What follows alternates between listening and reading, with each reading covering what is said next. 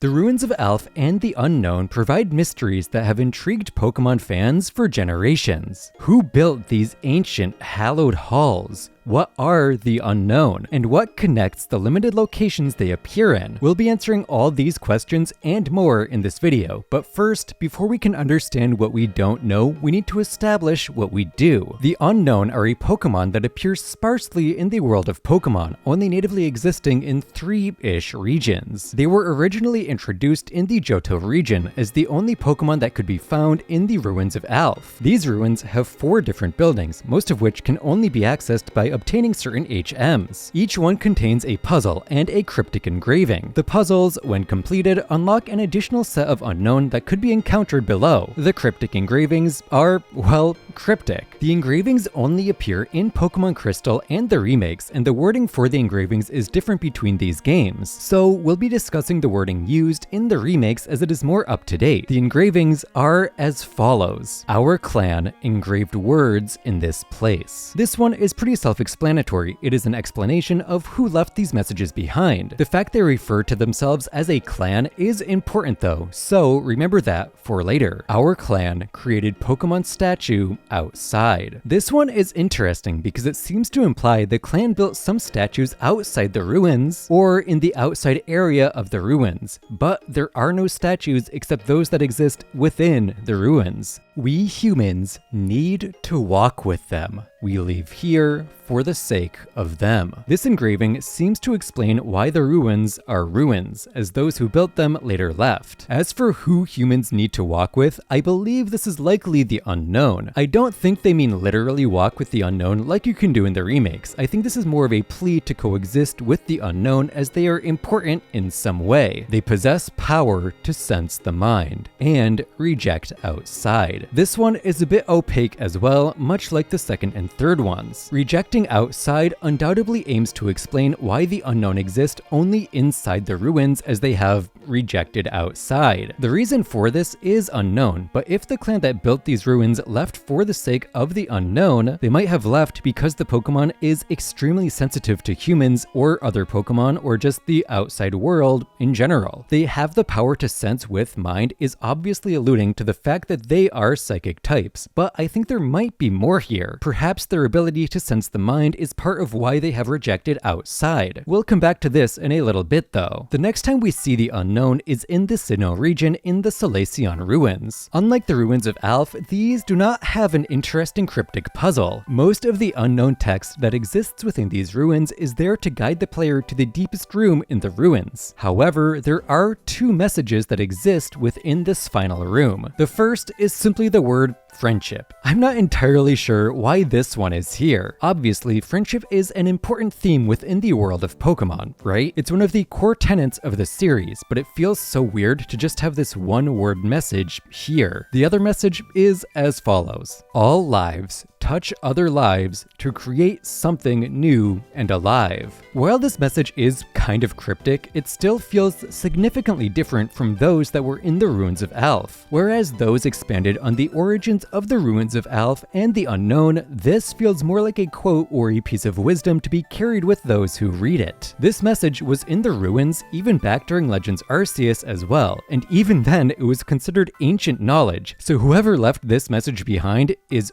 old. The last ruins that hold the Unown are probably the most bizarre of them all, the Tanoby ruins in the Sevi Islands. There are no messages to be found here, but there is a puzzle to be solved, because in order to encounter the Unown here, you need to first solve the Tanoby key, which is like a slightly difficult strength puzzle. Aside from that though, there's really nothing of note here. I will say though, it is interesting that a key is needed to make the Unown appear. Well, it does seem kind of like the puzzles in the Ruins of Alph. A key kind of implies the Unown were locked away or sequestered for some reason. Now, that could very well be because they rejected the outside world and therefore willingly accepted being locked away, but we don't know that for sure. The last location the Unown can be found is the Mirage spots that appear in Omega Ruby and Alpha Sapphire. These are also quite unique because, as you might have guessed, they're not ruins. They're created by Hoopa's rings, so they're not exactly a traditional unknown spot, although they will come up again later on. Aside from that though, there's not really much to say about these Mirage spots, so it's time to start answering some questions. First, what are the Unown? Well, they're Pokemon, obviously. What's kind of weird about these funky little letters is they do not have much relation to any other Pokemon. Compared to legendaries who come in trios and normal Pokemon that have evolution lines or large pools of Pokemon they can breed with, the Unown have practically zero connections. They aren't even in an egg group. But the one Pokemon they do have a connection to is Arceus. See, the only time we see the Unown outside of their respective ruins is during the Mystery Stage event in the Sinjo Ruins. During this event, they can be seen flying in small groups around Arceus. Oh, and in case you're curious, these groupings are just groupings of letters from the alphabet. M-N-O-H-I-J-R-S-T. So there isn't really any deeper meaning or hidden message to them. Not only this, but the unique radio station that plays in the Ruins of Alph sounds quite a bit like the Azure Flute that we hear in the Sinnoh games.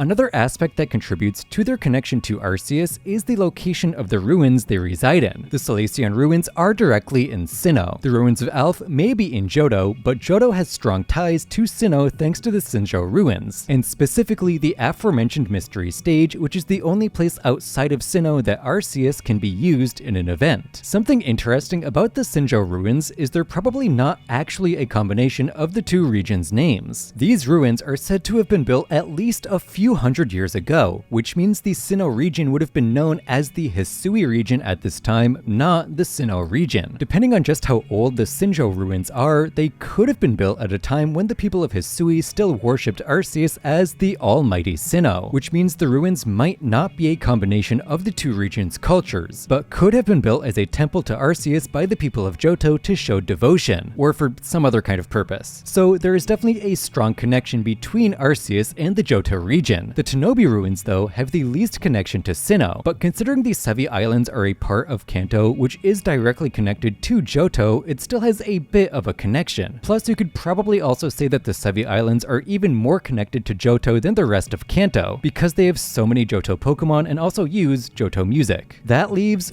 Hoenn, which doesn't have a direct connection to Arceus aside from existing on the same continent as these other regions. So why are they found here? We'll answer that question more directly in a little bit. But for now, let's just say that because they aren't found in ruins in Hoenn, they don't really count. All of this highly insinuates a connection between these phonemes and the phenom that is Arceus. The real question is, what is that connection? When we look at the rest of the Pokemon directly tied to Arceus, they all revolve around the functioning of the universe. Dialga governs time, Palkia governs space, Giratina governs antimatter. So I don't think it's a stretch to say that the Unown are probably important to the function of the universe in some capacity. The immediate thought for me personally was that they acted as a communication method for these higher beings. But then I realized that all these legendaries have telepathy as an ability, so they probably don't need a visual language. I think the most popular theory about the Unown is that they are the arms of Arceus, as it's stated that Arceus created the universe with his 1,000 arms, but he has no arms. In this case, they're basically the beings that allow Arceus to extend its will across the universe, allowing that one being to manage this entire space without issue. Another really popular theory is that the Unown are angels and that they act as the voice of Arceus, which is supposed to explain why they are an alphabet. People who believe this theory also cite this book from Pokemon the third movie, where the Unown looks somewhat similar to Thrones, a class of angel with a billion eyes. They also individually bear a resemblance to some interpretations of Seraphim, which often have a single large eye at the center of their body. Personally, I don't really like leaning on the Pokemon anime or movies or manga when it comes to these kinds of lore discussions, because it's not uncommon for them to contradict the games, and sometimes they just straight up make shit up, which makes me think that they are unreliable sources of information. So while I don't put too much credence into these theories myself, I thought they were important to mention because they are fairly popular. For me personally, the theory that I think I subscribe to the most is the code theory, but I've always seen it a little bit differently. The code theory is basically a theory that the world of Pokemon exists in a Pokemon game, and the Unown are essentially the code that makes the game run. Personally though, I think the Unown have a slightly different role. I don't have much evidence to back this up, which I know is crazy to say when I was just ragging on the Pokemon anime for being an unreliable source, but hear me out. The Unown have always reminded me of quantum particles, specifically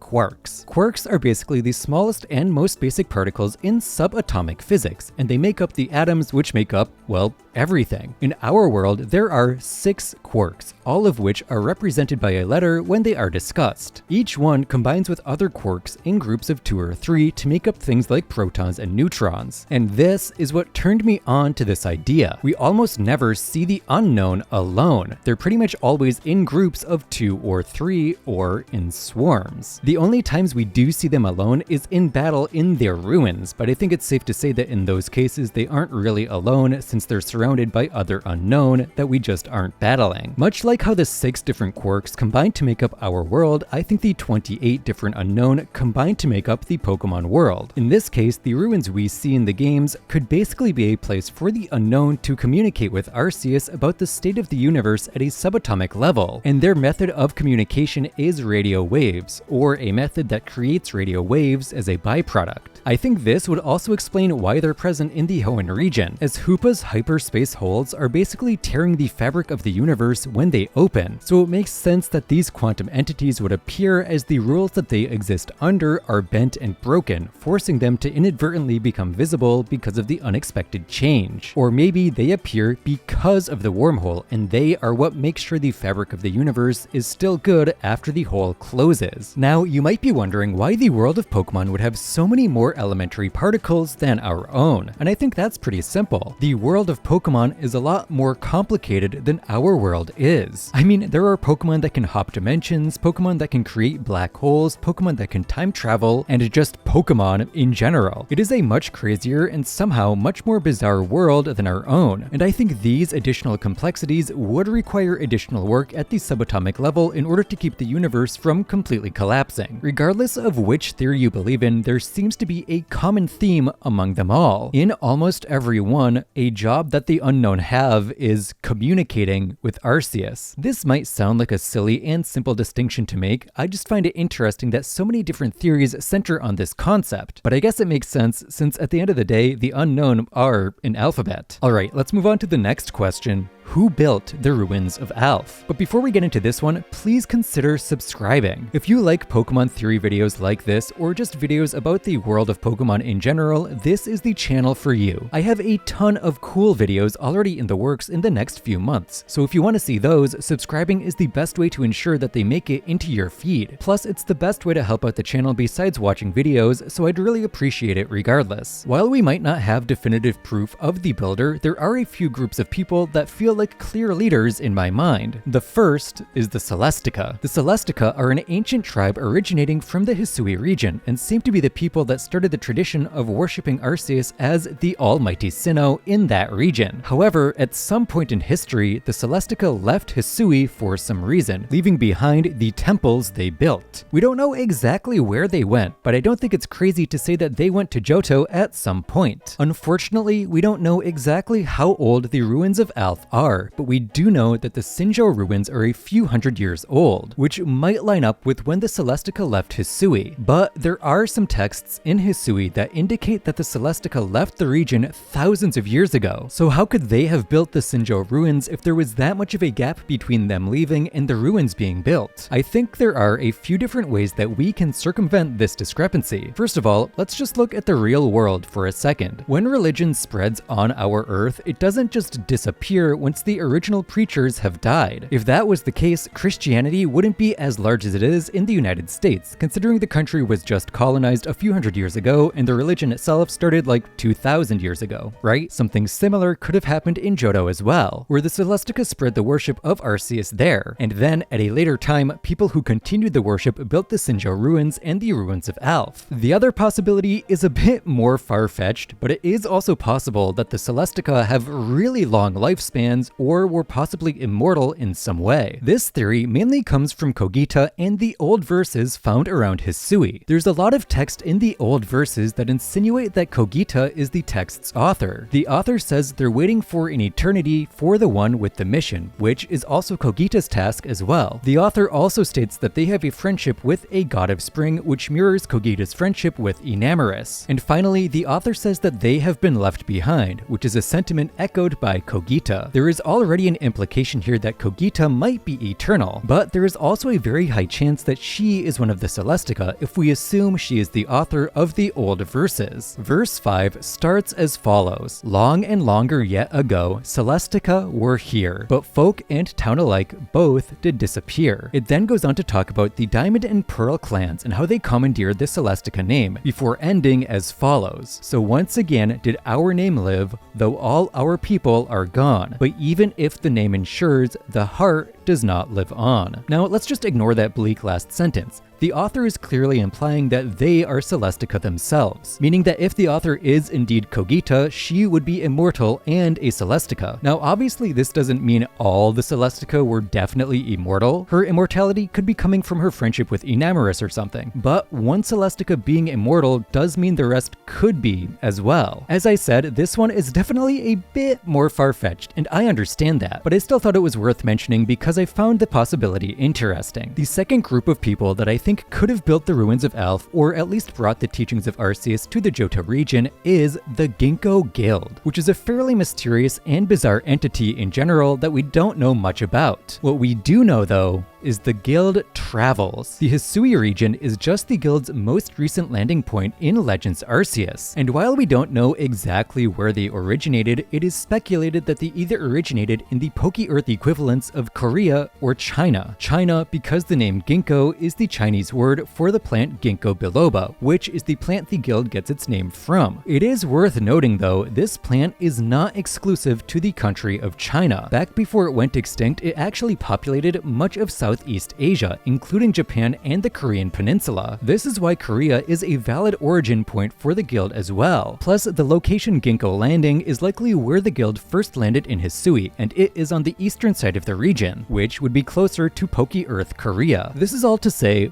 the guild travels. So there is a possibility that this trip to Hisui is not the guild's first, and on a previous trip they left with religious texts or information on Arceus, which they then spread to the Johto and Kanto regions as they traveled. And then the natives of those lands built the ruins themselves, either for worship or to house the unknown. It is also possible that the guild built those ruins themselves in those regions if they were devout followers of Arceus, but they don't really seem like the kind to be devout, or frankly the kind to build ruins like this, so I don't think that's likely. The biggest issue with the Ginkgo Guild building these ruins, or having some part in building these ruins, comes from the text within the Ruins of Alph. 2 of the 4 messages indicate that the ruins were built by clans, when the Ginkgo Guild is, you know, a guild. The only reason I bring this up is because Hisui is the only region to have clans of any sort, those being obviously the Diamond and Pearl clans. So I guess there's actually one more potential timeline, even though it is pretty convoluted. The Celestica leave the Hisui region and travel to Johto, which is where the Diamond and Pearl clans are originally from. They then build the Ruins of Alph together and maybe the Sinjo ruins as well. Then the clans decide they want to travel to Hisui in some sort of religious pilgrimage or for some other reason,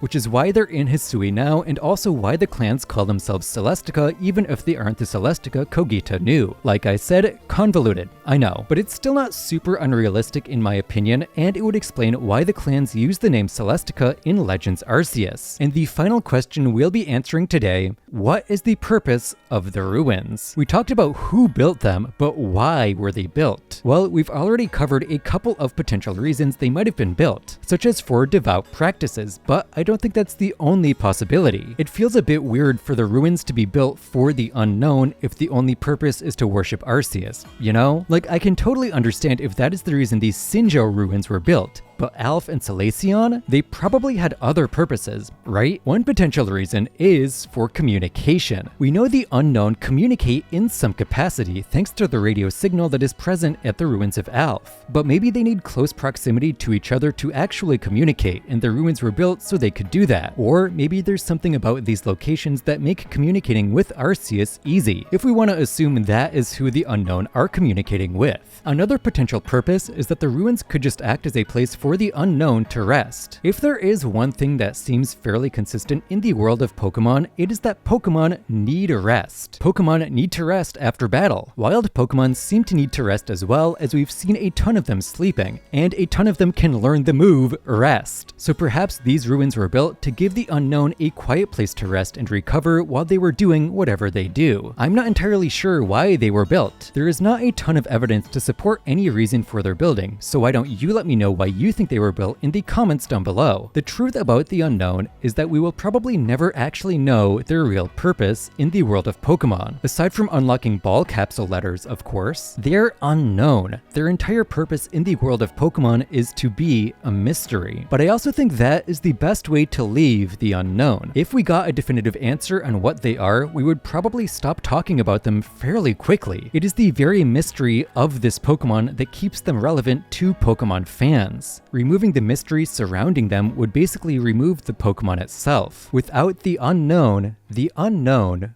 are just known. If you enjoyed this video, please be sure to subscribe. It would really mean a lot to me. And thank you for watching all the way to the end. It really does mean a lot to me, even if I say this at the end of every video. I should be back with another video next week, and I'm hoping that I'll be able to post at least one video a week for the rest of the year. So hopefully I'll see you in some of those.